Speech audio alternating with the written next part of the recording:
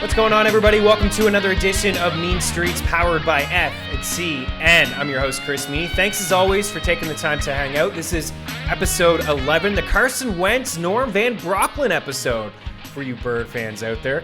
Julio Jones, Larry Fitzgerald, two of the best to ever do it, two absolute GOATs. Alex Smith, number 11, going to take over the reins in Washington. A brutal, ugly injury from Kyle Allen.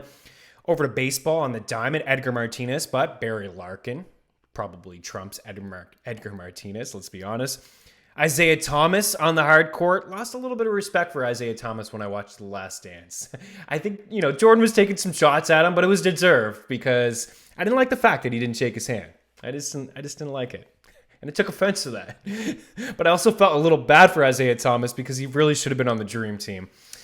Yao Ming, number 11. Tall dude, Yao Ming, for sure. Mark Messier, one of the best to wear number 11 on the ice. My faves, Kirk Muller, Saku Koivu, Brendan Gallagher. Saku who? Come on. Episode number 11 just happens to be the combined wins from Arnold Palmer, Gary Player, and Jack Nicklaus at the Masters through 1960 to 1978. Love the Masters. It's Masters week. We're just a couple sleeps away from opening round one on Thursday. Lots of great Masters content over at ftndaily.com, ftnbets.com. Honestly, there's a ton that I've read today, and we have a promo happening right now before. You got to get in before round one. We're running out of time here. Just the Masters. Promo code the Masters.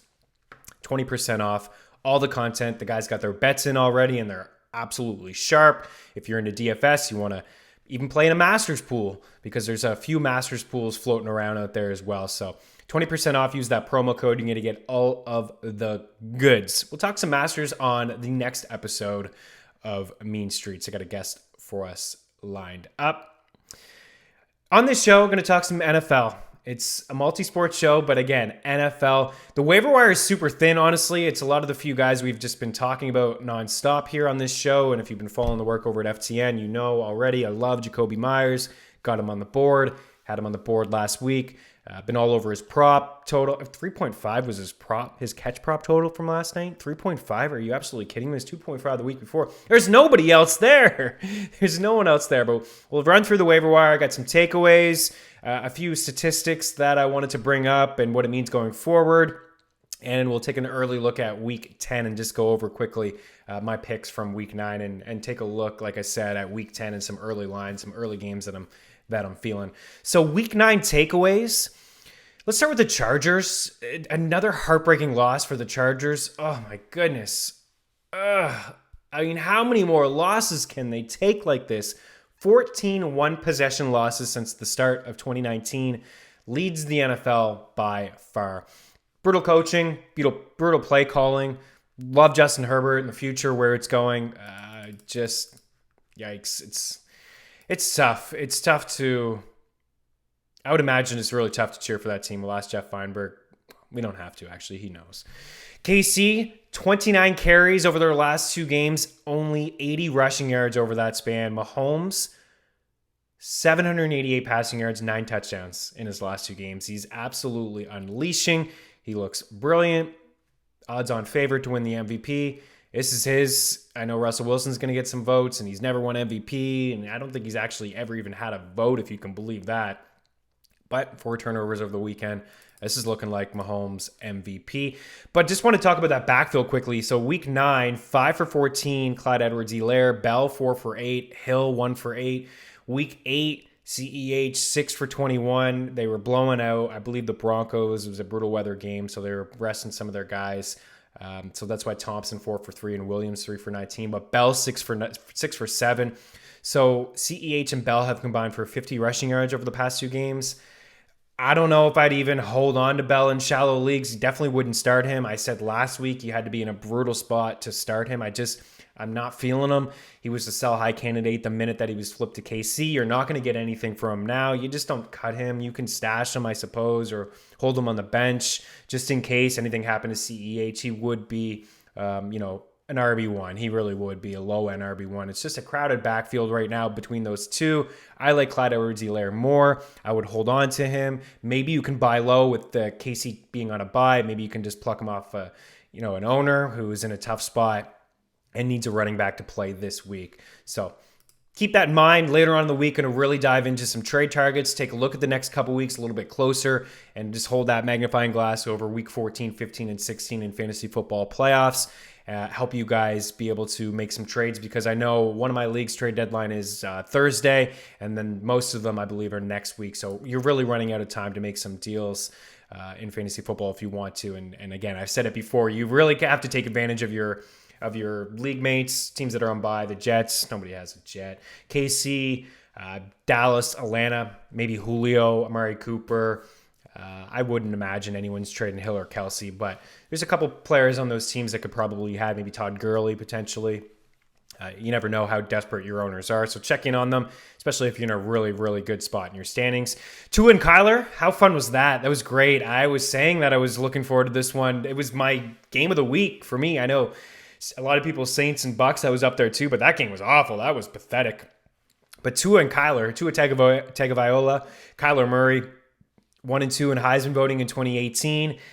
Only the 5th time ever 2 quarterbacks 1 and 2 in Heisman voting facing off against each other in the NFL, and it really lived up to all of the hype. But Tua Tagovailoa was great, 20 for 28, 248 yards, 2 touchdowns, 7 for 35 on the ground. Had a couple nice runs. I don't know if we can expect that from week to week, but it was nice to see, right? He's trusting the hip and a couple nice jukes and head fakes, and he made a couple really nice runs.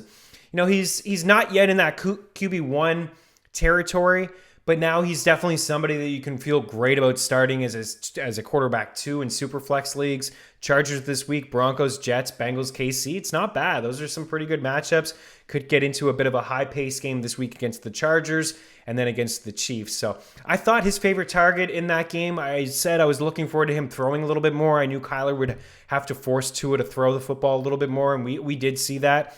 Preston looked like his guy early on, but Patrick Peterson was on Devontae Parker. So 4 for 60, 5 targets for Williams, had the touchdown, left the game, was carted off with a foot injury. X-ray is negative. We'll keep an eye on him. I still really like Preston. I'm intrigued. I think that's going to be his go-to guy, but Parker's really always going to get a lot of the attention, but I'm looking at these matchups coming up, and there's no real corner that I'm afraid of on those teams. So it could be Parker and Williams, could be both of those guys. It was nice to see maybe Mckissick, not as involved as, you'd like to see, but still, getting a little bit of work. As for Kyler, 4 touchdowns, 1 on the ground, 106 rushing yards. No running back had 100 rushing yards in week 9. This guy just continues to get it done. 1+ passing touchdown and 1+ rushing touchdown in 7 of his 8 games. Nobody's ever had 8 games like that. So all he needs to do is have 1 more game with a rushing touchdown and a passing touchdown. I think he does it. Don't you? I think he does it. 8 rushing touchdowns, the most ever by a quarterback in a Super Bowl era through the first 9 weeks of the season. Got to give a shout out to my guy, Brad Ziegler. Yes, former baseball player. Used to do a show with him over at The Athletic. And before Kyler even stepped on an NFL field, he said he would have 1,000 rushing yards on his resume in a season very, very soon. He actually had a bold prediction that it would be in his rookie year. I laughed. But listen, man, you're not far off, Brad. It looks like a pretty good call by you. Kyler looks unreal. CMC returned and could be gone just like that. Hopefully not, but so much for splitting touches and splitting the series with Mike Davis. He finished with a week-high 33 opportunities. He picked up where he left off, in my opinion. We all had his over at FTN, his rushing prop. Unfortunately, I didn't get that on the show because I did the show so early. It popped up on Saturday. This is why you need to follow FTN alerts or just have an FTN betting account. Use a promo code Meaney. Honestly, it really does pay for itself. There's a lot of just guys are absolutely crushing it over at FTN. But we all had the rushing prop at 50.5, the over, and we got it pretty early, easily too. I believe he had 48 rushing yards at half. He had 10 targets, 10 catches for 82 yards. He looked like the CMC of old, to be honest with you. He had a touchdown, but he suffered the shoulder injury. Mike Davis got some play towards the end, but it was only because, CMC left. But at the same time, I want to hammer home this point because I write an article on Wednesday, Trade Targets, and I take a look at the most dropped players, most added, just some transaction trends on CBS, ESPN, Fantrax, Yahoo, all those leagues. And what I had noticed from looking at all that was the top 3 dropped running backs, Mike Davis, Miles Sanders, and Giovanni Bernard. It's huge mistakes, in my opinion. And already, like, if CMC comes back this week, fine, great. But if he doesn't and you dropped him, that's a huge burn. You're dropping a potential top 5 back if CMC is out. We've already seen what he can do when there's no Christian McCaffrey on the field. This is the time of the year. Yeah, if you're super desperate, I guess I get it. You need to start shallow benches. I guess, kind of. But at least try to flip him to a CMC owner for somebody, anything. But this is the time of the year heading into fantasy football playoffs where you need to protect your investment. You need to have home run players on your bench in case anything happens. We already saw Boston Scott what he could do without Miles Sanders. It looks like Sanders is potentially going to come back this week. He's going to practice. We don't know if he's going to play. It could be another Boston Scott week against the Giants. He just had a game a couple weeks ago where he was a borderline RB1 against the Giants. Joe Mixon, we don't know if he's going to come back. Giovanni Bernard, same thing. He's already had 2 solid games without Joe Mixon. Keep these guys. You don't know if they're going to suffer a setback or an injury is going to recur. Latavius Murray, Alexander Mattison, these are guys that still feel the same. Yeah, they've had dud games when they've had to fill in, like Madison and Latavius Murray in the past, but volume, opportunity, good offenses. Minnesota has a true identity. They want to run the rock. If anything, again, happens to Dalvin Cook, who's been hurt multiple times over the short course of his career, he could fall into being at least an RB2, right? I mean, there was guys who had 15 fantasy points this week and were top 5 running backs. It's not great out there. I was taking a look at ADPs and where guys are finishing, and I was chatting with a couple buddies. It's like, oh, Zeke, he's a definite bust. Well, he's a top 10 running back right now. So is he a definite bust? He's been brutal lately, but the landscape of the running back position is so pathetic that you just need to keep these guys on your bench if you can. Like Chase Edmonds, 33 opportunities. You would think he'd be much better in the full workload. Maybe he's just better getting a handful of touches. I don't truly believe that. I think he's better than Kenyon Drake, but it's all about opportunity. And for Chase Edmonds, he played 95% of the snaps. It was a week high. Nobody played more snaps than him. DJ Foster had, I think I got it down here, 5 snaps, and he touched the ball twice. It's his backfield. It's nice to see. That same type of thing would happen with Davis and Scott and Mixon and Madison and Latavius. Just protect your investment. Start planning now for fantasy playoffs. If an injury happens, you need to be able to have that next man up type of deal. And Duke Johnson, even though I think he stinks, is that next man up. We'll get to him in a little bit. More takeaways from week 9. Bills making a statement. Josh Allen, 31 for 38, 415, 4 touchdowns, had the rushing touchdown. I don't know what Pete Carroll's comments were all about after the game. He said he was shocked that they just abandoned the run. Is he not paying attention to what his defense has done this season?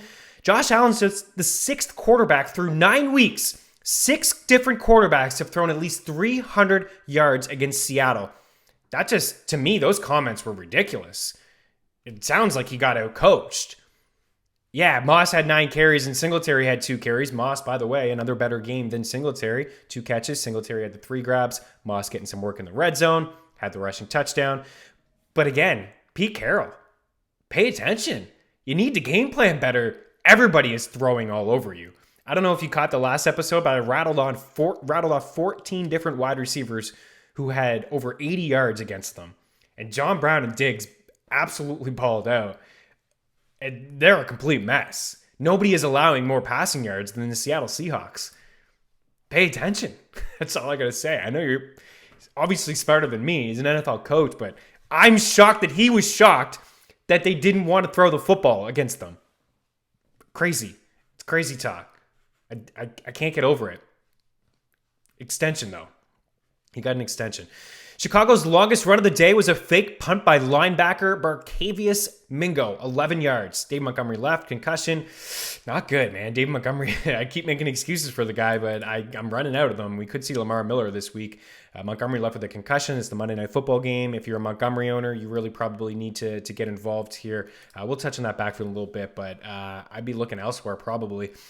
Daniel Jones, 36 turnovers in 22 games. None. He had none. 0 turnovers in week 9. The first time this season, and just the second time out of his 22 games in his career where he hasn't had a turnover. Both, ironically, have come against Washington. DJ Chark, 7 grabs, 146 yards, and a touchdown, a 73-yard strike from Jake Luton. Luton looked all right, man. He looked great. That was the third play of the game, opening drive. He had 5 deep balls to Chark. 3 of them were catchable. This is good stuff. This is great news. Didn't know if they would make things simple with just James Robinson, who had another great day, 25 for 99 and the touchdown. But, I thought a heavy dose of Robinson, which has been the case most of the year, and maybe just some short throws, keeping it simple. But listen, Luton relied on his best weapon in Chark, and that's just really good to see. He had 31% of the targets. That's unbelievable. Going forward, I like the matchups. Green Bay is tough this week. Jair Alexander is probably going to be on Chark. But after that, like the Texans a couple times, I believe, and then Titans. So decent spots for DJ Chark. I would hold. I know people are probably like, okay, now's my time to sell. I would hold. The volume is everything, and he's going to get it. I think he's a wide receiver 3 at least, isn't he? I feel like he is. But Luton did good. He was down 27-19 under 3 minutes to go. He had an 80-yard drive, which he capped off with a 13-yard rushing touchdown, 26 for 38, 304, and a touchdown. He finished as a borderline QB1. A decent day for him. Herbert, just that heartbreaking loss, wasn't on him. I thought it was a beautiful throw. It was just a drop ball. Most passing yards by a rookie in their first 7 starts since 1950, passing Cam Newton's 2,103 yards. And as for Cam Newton, 2 rushing touchdowns, but he has not thrown more than 1 touchdown pass since December 2018. Yikes. And it's been like since week 2 since he's thrown a passing touchdown.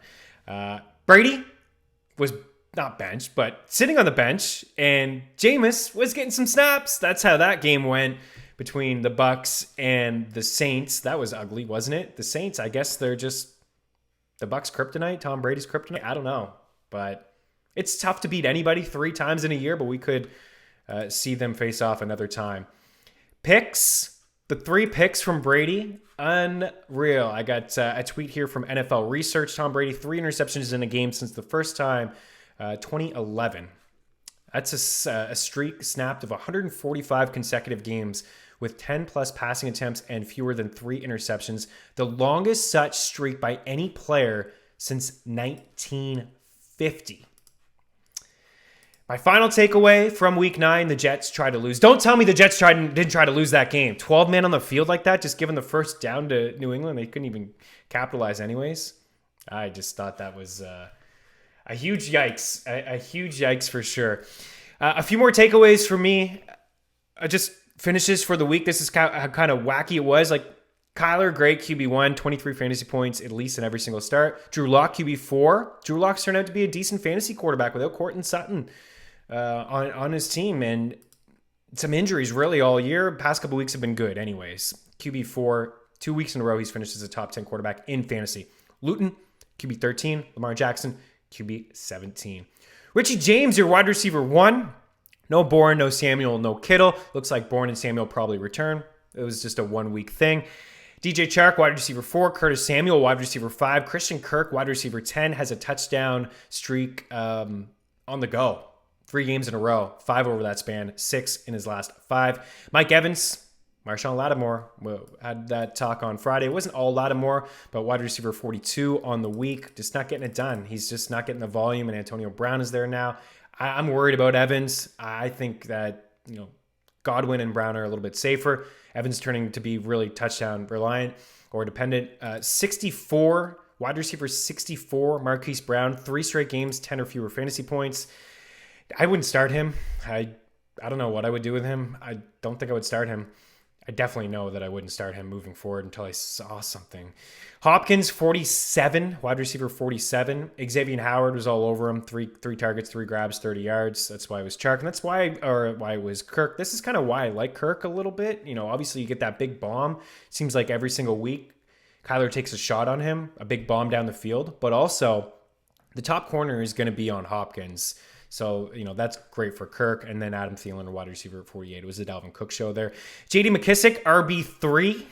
Kalen Ballage, RB4. Just had to leave Adam Gase. Wayne Gallman, RB9. Josh Jacobs and Devontae Booker, both top 15 RBs. Booker, RB15. Jacobs, RB10. Zach Moss, as I mentioned, another touchdown, RB14. That just goes to show how weak it was, because Moss didn't even have a great day. Yeah, he scored a touchdown, but to finish as a borderline RB1, this goes to show the week was pretty bad for running backs. Derrick Henry, RB37. James Conner, RB48. This has to be the biggest bust of the week. 9 for 22, 2 catches, -2 yards. McFarland, 5 touches. Snell getting some touches. Not totally concerned for James Conner, but that was a smash spot, and it just didn't work out for him. Melvin Gordon, 14 carries, 44 yards. Just not a big fan of Melvin Gordon. I wonder when we're going to stop seeing Melvin Gordon and we're going to get a little bit more from...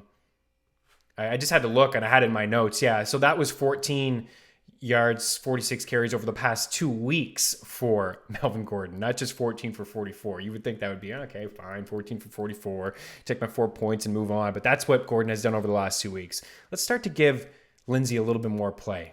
Can we? Let's do it. Irv Smith, tight end 4 for the week. Only 2 grabs, both of them 4 touchdowns. But he is starting to trend up. I know they run the ball a lot there in Minnesota, and Rudolph is on the field and they're blocking, but Irv is starting to run a few more routes. He's interesting to me.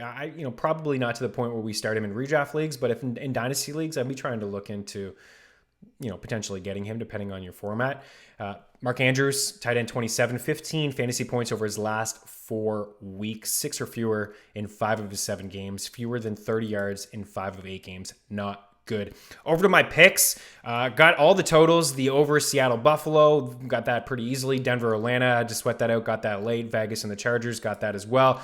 Money line, got Baltimore and Minnesota. Did not get Seattle. As you see, they burned me with the over my money line, and then on my parlay and my teaser, they just flat out burned me. Again, statement game from the Bills. They just really kicked their butts. Didn't get any of my spreads. Chiefs by 10, Pittsburgh by 14, Houston by 6.5. Maybe next time I won't come in with big spreads like that. So not great on the picks overall, 5-4, but 4-1 on the props. It brings me to 9-5 there on the week, 35-24 overall in this show. Not bad. The props, been good, so that's a positive. Got the I didn't get the Lockett over 68.5. Got Will Fuller, 61.5. Wide receiver 10 on the season, 112 yards or a touchdown in every game this year, but the one game that he left early with an injury. 6 TDs in a row, 6 games in a row with a touchdown. Darren Waller over 4.5. Didn't get that one easily, but it seems like every week Waller gets 5 grabs, so I'll always take that over on 4.5. Jerry Jeudy's catch prop was just way too low, as I said on the show on Friday. 3.5, that the over there. He's just, the past couple of weeks have been really good. A lot of targets, a lot of volume, running crisp routes, looks money. Like the matchup against the Raiders this week. And then Stephon Diggs over 70 yards. Got that one as well. So as we head into week 10, Stephon Diggs leads the NFL with 91 targets, 61 grabs, 813 yards in 15 games the Vikings last year. Diggs had 2 more catches than what he has now, 3 more targets than what he has now, a boatload more yards, 300 more, but 73 per game, and he's averaging 90 per game right now. So it looks like he's going to just really blow past a lot of his numbers from last year. And just, on Fantasy Pros, expert consensus wide receiver 27. I'll admit I was low on him. I don't think that low in the 20s, though. But for him to be a top 5 wideout, really returning value. 90 yards per game this season, only 12.9 yards per catch compared to 17.9 in Minnesota. But, you got to be happy you're getting more catches, more value in PPR leagues. He's looked really good. As for the injuries, already mentioned CMC, shoulder, day-to-day. It was looking like he was going to miss some time, but I think it's positive news.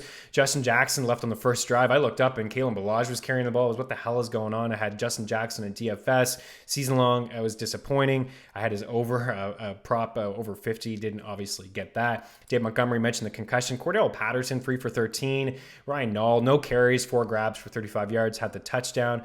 Not a huge fan of really either of these guys. I don't think we'll get a whole lot out of them moving forward, even if Montgomery just miss a couple weeks. Again, it's a Monday night game.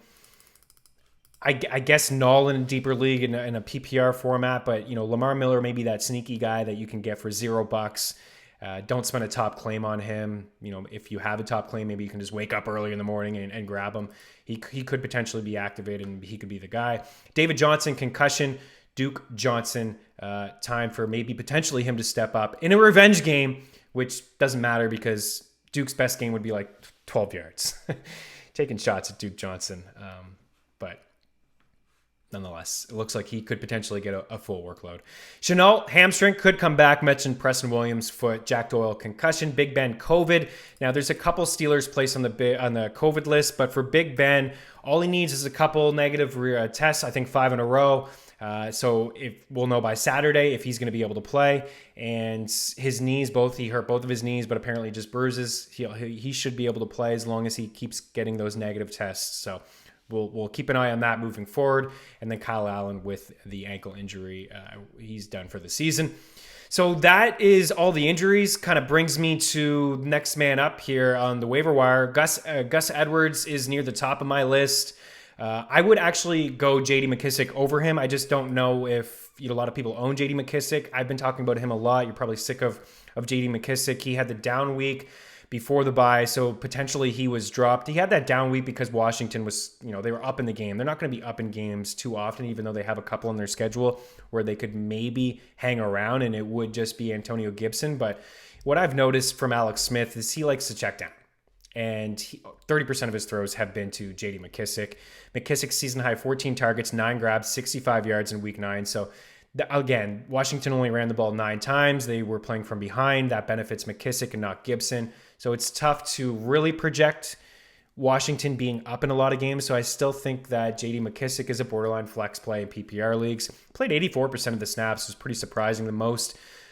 Second most snaps out of any back. Edmonds up at the top at 95, but at least 6 catches, 6 targets, and 40 receiving yards in 4 of his past 5 games. At least 37 receiving yards in 5 games this season.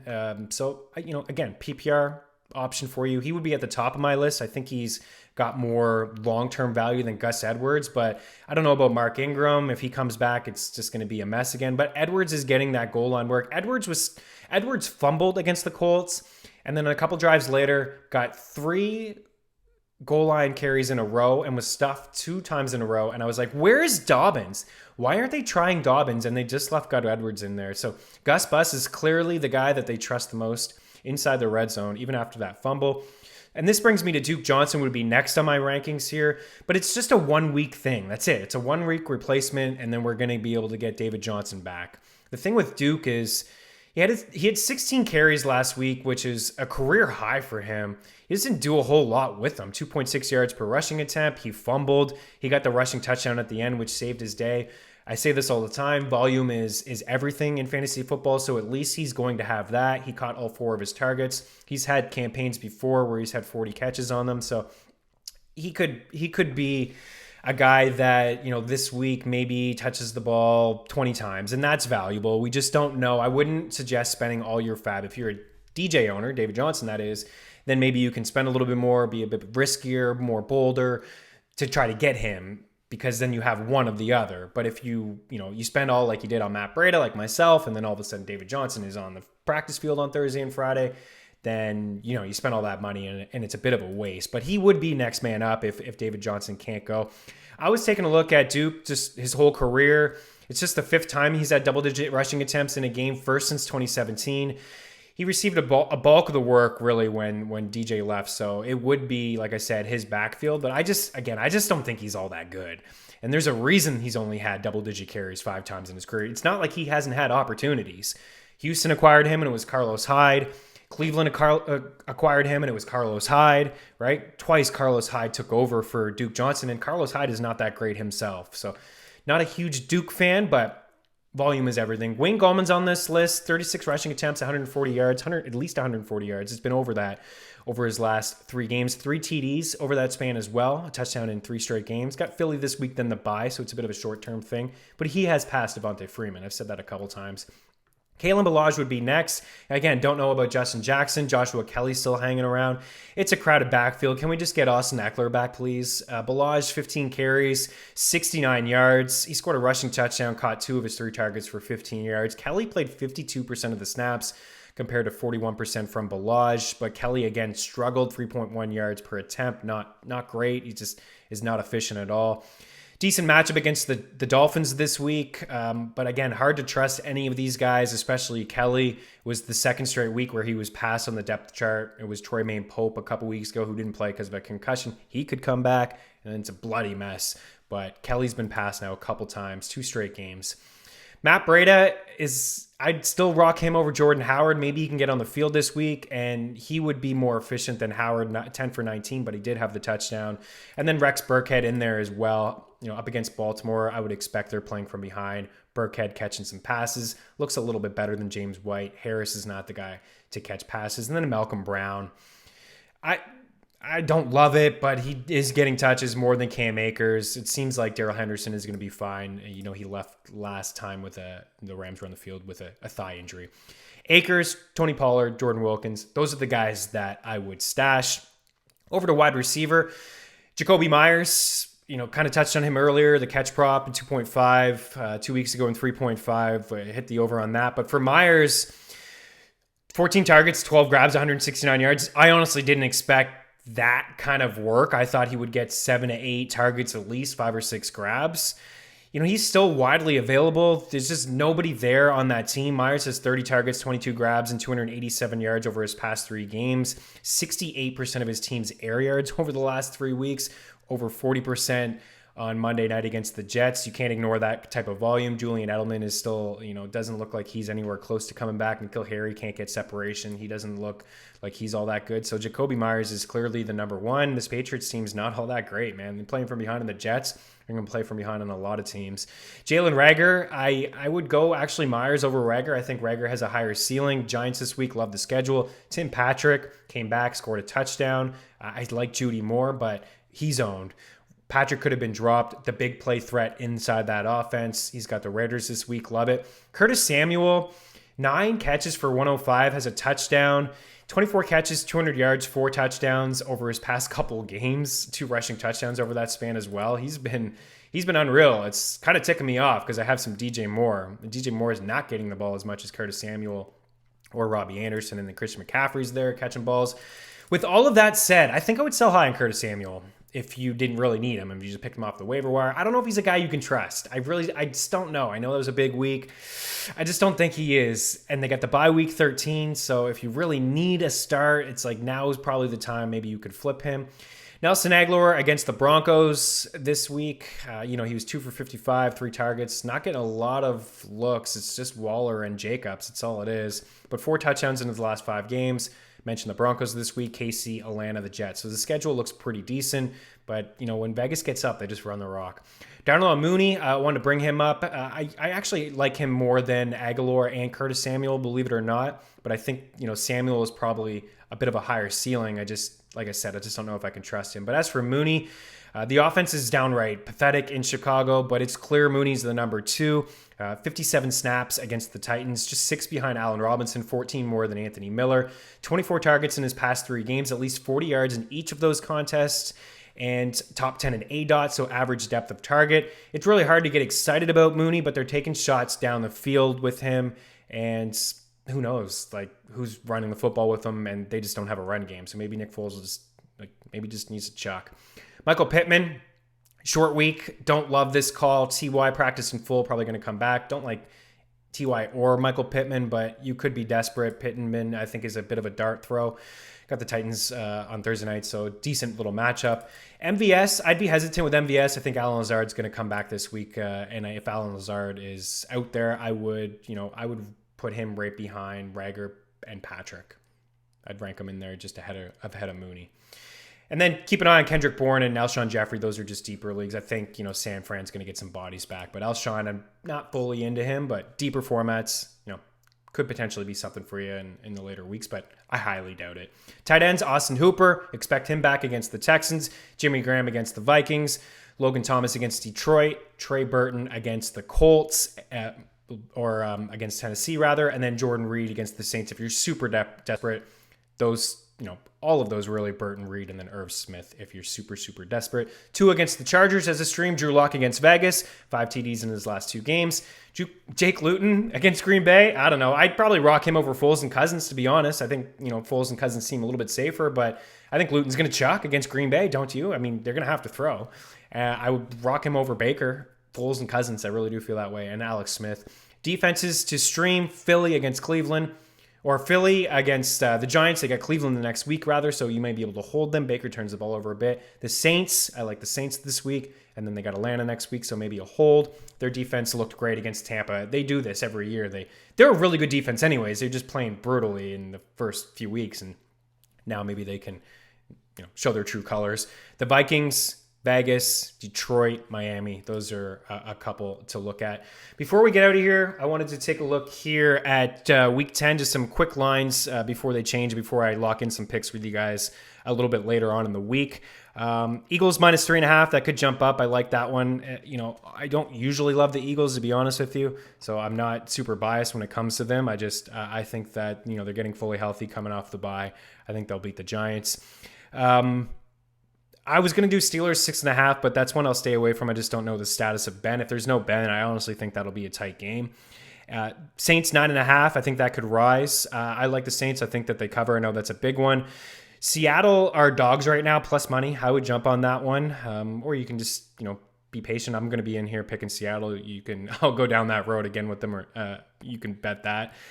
There was one that I really liked. Oh yeah, Ravens minus 7 over the Patriots, and then the Vikings over the Bears minus 3. So I like those ones. I know it's a divisional matchup, but we could see that Ravens spread get up to 7.5, 8.5, maybe even push to 9. The Pats are brutal. They're awful.